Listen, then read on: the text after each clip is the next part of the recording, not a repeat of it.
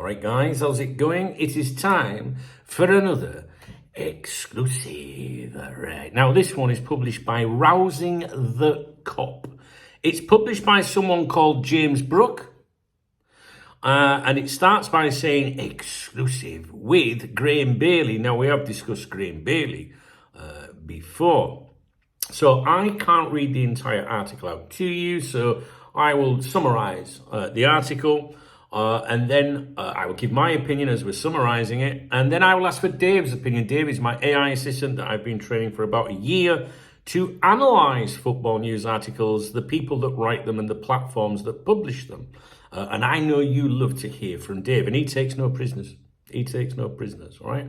Now, remember, if you visit a website, for example, that you don't know about its credibility, it's maybe the first time you visited this particular website, what I tend to do is judge them by the amount of advertising, to be honest with you. The more ads, the more bullshit is what I tend to find, all right? So maybe you could remember that.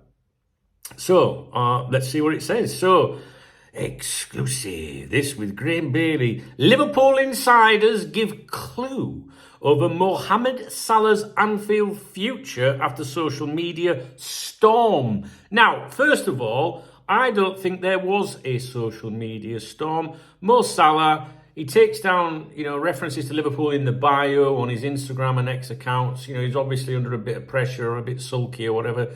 Yeah, people commented on it, the fans, listen, Darwin Núñez did the same sort of thing. People quickly forgot that, and that was Darwin Núñez. Mo Salah's a Liverpool legend. Obviously, the tabloids tried to make it out to be a bigger deal. I mentioned this in a video yesterday where they said he'd removed all references of Liverpool from his account. No, he hasn't. He hasn't deleted pictures and things like that. He just changed the headers and, the profile pictures. Obviously, feeling a bit butter. I think it's pathetic, to be honest with you. But there you go, fully grown men being bothered about what some fucking peasant says on social media is beyond me. Anyway, let's stick with it. I don't think there was a social media storm. Give a clue over Mohamed Salah's Anfield future. He's just signed a new fucking contract. There's a huge clue as to what's going to happen in his future. So, with his future, let's see what it says. Liverpool have played down any talk of a rift emerging with Mohamed Salah after he was left out of the starting 11 for Wednesday's trip to Eintracht Frankfurt. Rousing the Cop can reveal. Now, listen, that says Liverpool have played down any talk. So I want like a direct statement from Liverpool Football Club, right? That doesn't say Liverpool sources or a Liverpool insider. It says Liverpool have played down any talk of a rift. So I'm expecting a statement in here, right? Salah was criticised by supporters following the match, having failed to square a simple pass for Florian Wirtz to score his first Liverpool goal. There were reports following the game that Salah immediately headed down the tunnel at full time, although it has since emerged that the Egyptian did acknowledge the travelling fans first. Either way, Salah soon caused headlines by removing mention of Liverpool from his social media accounts, as well as changing or deleting profile pictures featuring him playing for the Reds. He changed the deleting makes it sound more like, he deleted pictures of Liverpool. He changed the pictures. Huh? However, sources, you smell that? I can. It's bullshit. Have indicated to RTK that there is currently no issue with Salah and the incident is being seen internally as much ado about nothing. Yeah, I won't give a fuck what's going on, to be honest with you. Subheading. Liverpool think Mohamed Salah has a future with the club. They think... It goes on about saying about he only recently signed a new 2-year extension. As a journalist, Graham Bailey exclusively explains to RTK the very fact that Slotty's Road selling Salah more this season is proof that Liverpool are trying to keep him around for as long as possible. Are you ready for the quotes? A Liverpool source told me that if they really didn't think there was any sort of future with Salah, they'd just be playing him into the ground anyway, running down the tread on his tyres. They're not doing that. They are thinking about it longer term. He could still have 2 years at the club. Could have. Form's temporary, classes permanent. And I think that sums up Salah's situation perfectly. They'll potentially start to look at it in the new year. Is the plan for Salah to move on next summer? Question mark. It could happen. It could happen. Of course, it could. Bailey also comments on the social media storm. He said as follows: the social media stuff has been played down to me a little bit. I don't fucking believe this for 1 minute, honestly. I do want to believe these people sometimes. And you can't prove that no one said it. I just don't believe that at all. Sorry. There was always going to be less reliance on Salah this season. He hasn't had a good season so far, but not many Liverpool players have. It's not a massive thing within the club. It isn't as though he's been dropped for a long period, and he's not been dropped. The whole system has changed, so there will be times when they can rest Salah and other players as well. Salah expected to start versus Brentford. And then that's a huge paragraph about that. And that is basically, and it ends by saying whether Salah does or does not return to his old self just yet, though certainly, Liverpool certainly are not ready to make any knee-jerk reactions. Did you see anything in there? A statement from the club. It said, remember the headline, Liverpool insiders give clue over Mo Salah's Anfield future after social media storm, and the opening sentence, Liverpool have played down. I didn't see Liverpool play down anything. What we saw was Graham Bailey claim that someone at the club had played it down. Let's just move forward and see what Dave's got to say for it. Dave starts as follows: author and outlet background and reputation. James Brooke. I've never heard of him, to be honest with you. Maybe we've mentioned him before, but this is why we've got Dave. Regular contributor for Rousing the Cop, a Liverpool-themed blog under the GRV Media Network. That sounds like a fan site, doesn't it? Under a network. Same umbrella as the Boot Room, Anfield Watch, HITC, etc. In other words, a load of fucking shit. Known for repackaging content from other journalists with minor exclusive twists, no proven insider track record. That's James Brooke. Graham Bailey, long-time transfer writer, formerly at Goal, 90-min Team Talk, all garbage. Known for talking to agents and intermediaries or claims, but rarely delivers genuine exclusives. Often uses vague insider phrasing, I'm told, we understand, without hard evidence, which I think we saw in the article. Rousing the Cop, RTK, click-driven Liverpool fan site, publishes multiple articles a day with SEO headlines, search engine optimization. So the headlines are made to be picked up by, like search terms that people might be, words of interest. Headlines like, Liverpool fans say same thing after, ... or exclusive, we understand. Most exclusives are opinion pieces dressed up as sourced news, which I think this falls under. Verdict on the background, not a credible exclusive outlet. Bailey is middling reliability. Brooke is simply platforming him. Headline, promise versus actual content. Headline, Liverpool insiders give clue over Mohamed Salah's Anfield future after social media storm. Implied promise, claims insider information, because it said Liverpool insiders. Suggests a clue about Salah's future. Suggests a direct link to recent social media storm. The reality, sources have indicated equals generic unverified claim. Only actual name source is Graham Bailey himself. Bailey's comments are speculative, not based on new reporting. No real clue is given beyond Liverpool think Salah has a future for now. Ends with, it could happen, of course it could. The ultimate get-out clause. Verdict.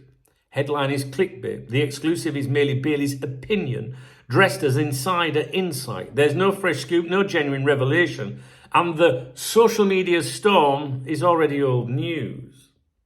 Holes, weaknesses, disclaimers and get-outs in the article. These are scattered throughout the piece, Dunk. Typical Bailey hedging. Sources have indicated to RTK that there is currently no issue. Non-specific, unverifiable. The incident is being seen internally as much ado about nothing. Fuzzy phrasing, no quotes, no names. While there is an acceptance that he may not complete that period, admission that their own future claim isn't certain. It could happen, of course it could. Classic Bailey parachute line. They'll potentially start to look at it in the new year. Speculative. It's not a massive thing within the club. Impossible to verify. Verdict. Full of hedging. Nearly every assertive claim is softened by an escape clause within a sentence or two. Zero accountability. The word count breakdown. I always really enjoy this bit that Dave does. Total article, around 710 words. Exclusive content, Bailey quotes, 220 words approximately. Previously known or generic filler, 490 words. So, the recap of the Salah incident and social media, 250 words, 35% of the article, all public knowledge.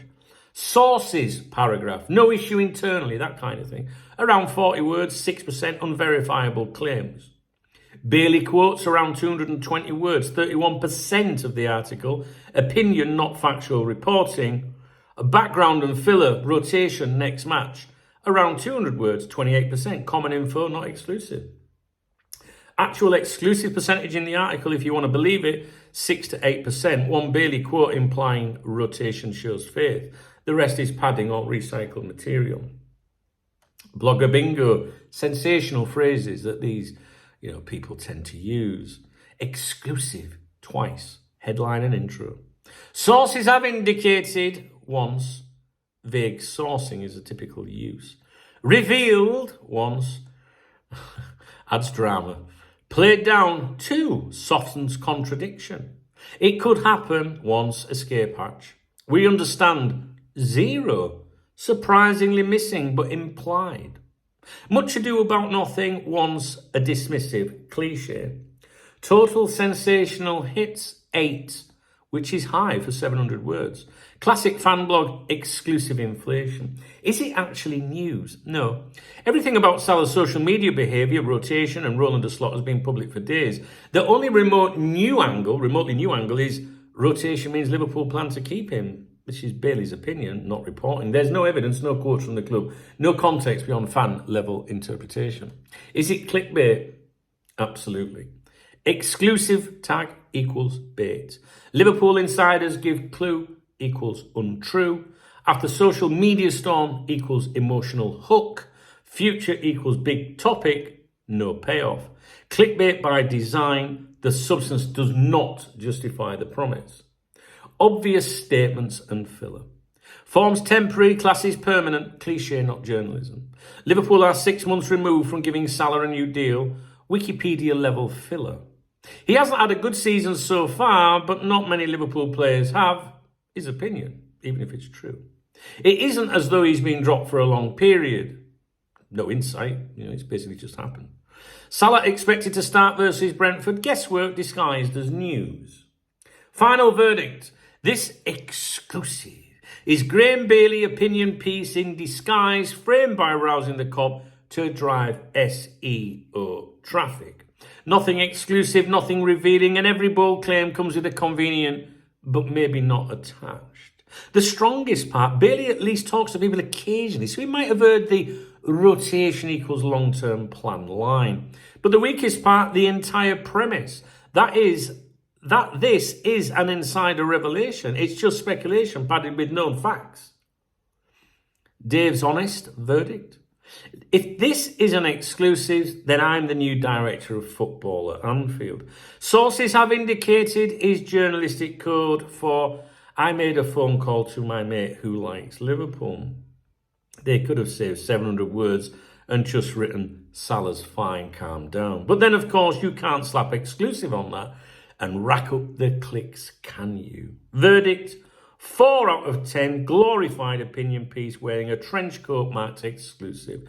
Clickbait calories with 0 nutritional value. And that, my friends, concludes my look at this article and Dave's analysis for you. What do you think? Was it an exclusive? Anywhere in there, do you believe that Liverpool had played down? What was the saying? Liverpool had played down any talk of a rift? Listen, if Mo Salah wants to fucking change his I don't care what Mo Salah does on social media. I think I just can't get my head around these footballers that that subject themselves to it. Do you know what I mean? But there you go. I'm not interested in his social media, is what I'm trying to say. I think it's pathetic. But there you go. That's up to Mo Salah, what he does on his own accounts. Some people say he's struggling, you know, with what happened with Jota and that. Yeah, but I've seen a lot of people comment and say, tragedy happens to many people in life. We have to get on with it. And if you can't get on with it, you have to seek help. And I don't believe for one moment that that's the issue, because I think if that was an issue, there are people at Liverpool Football Club that care genuinely about the welfare of players, and Mo Salah wouldn't be involved if Liverpool thought that that was an issue. All right, this is about Mo Salah's form and nothing more to it, in my opinion. All right, I'm not being unkind or brutally disrespectful or anything. I just think that there are people at the club way more intelligent than me that know how to monitor these things and deal with them. It wasn't an exclusive, in my opinion. It never is with Graham Bailey. He does, I'll be honest with you, his quotes and that are usually a little bit more better presented than others, but it doesn't mean that they're genuine. But it also doesn't, there's nothing here to say that he's deliberately misleading or lying you. You have to decide that. My opinion is I don't fucking think this is even an article. Dave's giving you his opinion. That's that. All right, guys, I will leave it with you. If you enjoyed the video, please thumbs up the video. If you didn't, thumbs down the video. Please drop me a comment if you would like to support my channel. There is a love heart under the video. Anyone that does that, I always give them a shout out in my morning briefings. There's also links in the video description. My Revolut one is my favourite one for a Saturday, which is today, because that's my beer kitty. That's the one where people go, I'm going to get Dunker beer. That's my Revolut. And what I get in there, that determines whether I have a good day or not. All right, guys. But more importantly, a thumbs up, a comment shows interaction with the channel, and that is a huge help. All right, guys, take it easy. Have a great weekend.